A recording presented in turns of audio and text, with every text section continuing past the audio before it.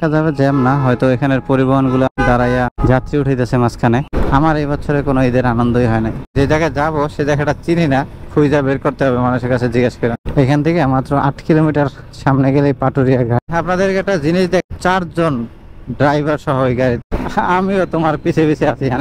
আসলে কপালে থাকা লাগে, যে কোনো জিনিস যদি কপালে না থাকে তাহলে হয় না। ঈদ মোবারক সবাইকে। কি অবস্থা সবার, কেমন আছেন?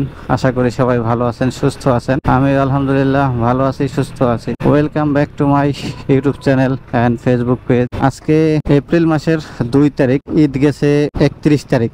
এই 3 দিনের মধ্যে আজকে বাইক নিয়ে বাইরে বের হইলাম, তাও কোনো রাইড শেয়ারের উদ্দেশ্যে না। যাচ্ছি একটু মানিকগঞ্জে। এই ঈদের সময় আমার কোনো ভিডিও না দেওয়ার কারণ, আসলে এই বছরের ঈদটার মতন কোনো ঈদই আমার কাটে নাই। শুধু আমারই না, আমার সাথে আরো কিছু মানুষের ঈদে এই বছর এইভাবে মন খারাপের মাধ্যমে গেছে।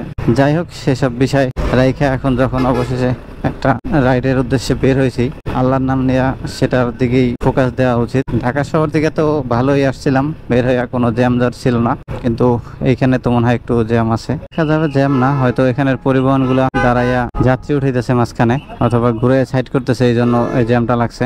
তো যাই হোক, আমরা যে টপিকে ছিলাম সেই টপিকে আসি। তো এখন আজকে যেহেতু একটা লং ট্যুরের উদ্দেশ্যে যাচ্ছি, তাই ভাবলাম আপনাদের সাথে একটু শেয়ার করি। সবাই হয়তো ঈদের আনন্দটা অনেক সুন্দর করে করছেন, বাট আমার এই বছরে কোনো ঈদের আনন্দই হয় নাই।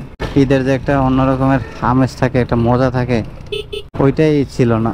যাই হোক, এটা হয়তো আল্লাহ কপালে লিখে রাখছিল, এমন একটা ঈদ কাটাইতে হবে। তো ঠিক আছে, চলেন যাই। যাইতে যাইতে আপনাদের সাথে আরো কথা হবে।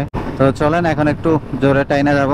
ঢাকা শহরের মধ্যে গাড়ির চাপ না থাকলে কি হবে, হাইওয়েতে কিন্তু ভালোই চাপ। তো এখন পর্যন্ত মূল হাইওয়েতে উঠি নাই, কারণ যারা সাভারের এই রাস্তায় দিয়ে চলাফেরা করছে তারা অবশ্যই জানেন যে এইদিকে 2 লেন করে দেওয়া, ঢাকা শহরের মতোই মাঝখান দিয়ে আইলেন দেওয়া। তো যখন থেকে 1 লেন শুরু হবে তখন বোঝা যাবে যে কি পরিমাণ গাড়ির চাপ আছে রাস্তায়।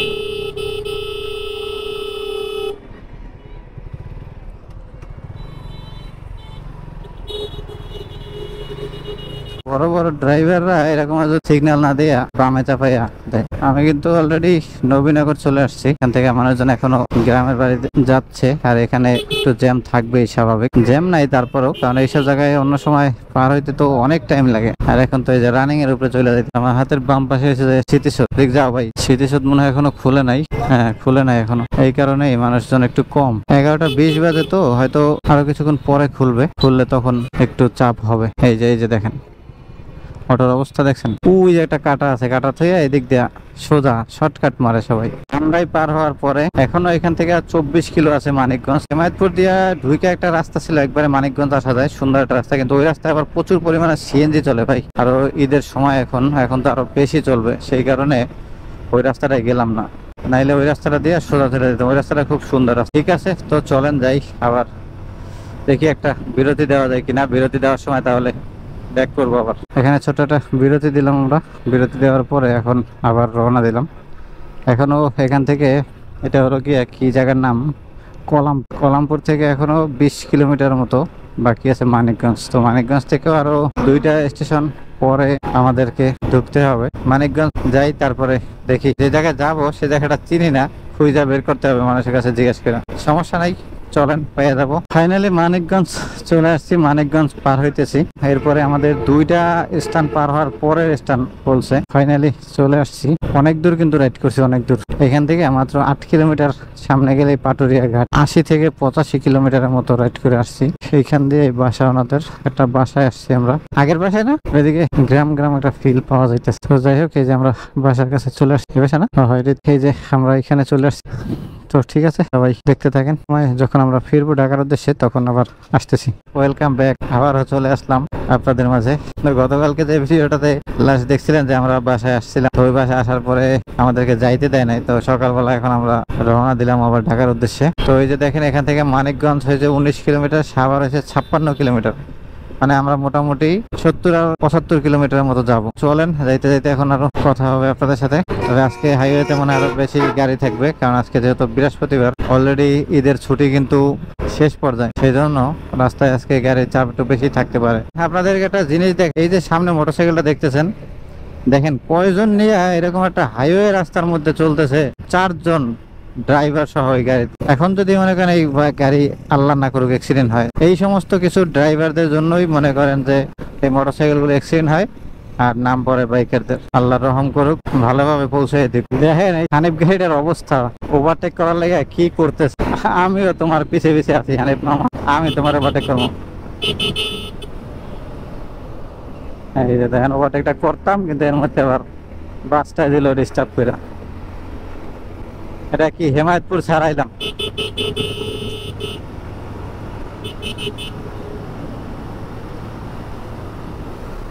হানিফ মামার লাগে একটু দিলাম টান, কিন্তু হানিফ মামা পিছে পড়ে গেছে আমার। এটা কোনো কথা? চলে আসলাম গাবতলী, জ্যামজট শুরু হয়ে গেছে। ঢাকা শহরে আইছি, গাবতলীতে ঢোকার সাথে সাথেই জ্যামজট, কোনো সিগন্যালও না কোনো জ্যামও না। রাস্তার মধ্যে বাসে যাচ্ছি নামাইতেছে, সেই কারণে পিছনে সব জ্যাম বাইজে গেছে। এতটাই হতভাগা আমি এই ঈদের কয়টা দিন ঢাকা শহরে ছিলাম, তারপরও একদিনও রাইড শেয়ার করতে বেরোতে পারিনি। আসলে কপালে থাকা লাগে, যে কোনো জিনিস যদি কপালে না থাকে তাহলে হয় না। আর ঢাকা শহরে কিন্তু গাড়ি ঘোড়া একটু চাপ বেড়ে গেছে দেখা যাইতেছে। এখন আজকে যেহেতু বৃহস্পতিবার, কালকে ছুটি শেষ, মোটামুটি কালকেই মানুষজন ঢাকায় ব্যাক করা শুরু করবে। আলহামদুলিল্লাহ সুস্থভাবেই বাসায় চলে আসছি।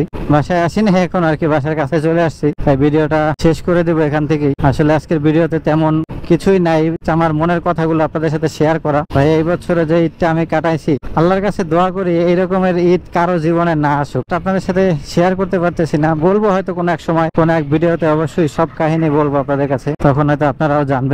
এতটুকুই দোয়া করি মানে জন্য আল্লাহর কাছে, যে এই রকমের ঈদ কারো লাইফে না আসুক। তো ঈদের দিন থেকে ওই যেদিনকে গতকালকে গেছি, এই শুধু বাইকটাকে চালাইছি, এছাড়া বাইককে একটু হাতও দেয়নি। বাইকটা যেখানে পার্কিং করে রাখছিলাম ঈদের আগের দিন, ওইখানেই পার্ক করা ছিল। হয়তো ওইদিকে যাওয়া না হইলে গাড়ি বেরও করা হইতো না, এমন একটা সিচুয়েশনের মধ্যে আমি দিন কাটাচ্ছিলাম। তো ঠিক আছে, ভিডিওটা শেষ করে দিই আজকে এখান থেকেই। সবাই ভালো থাকেন, সুস্থ থাকেন, দেখা হবে আবার পরবর্তী কোনো ভিডিওতে। তবে কবে, কখন, কোন ভিডিওতে আমি নিজেও জানি না।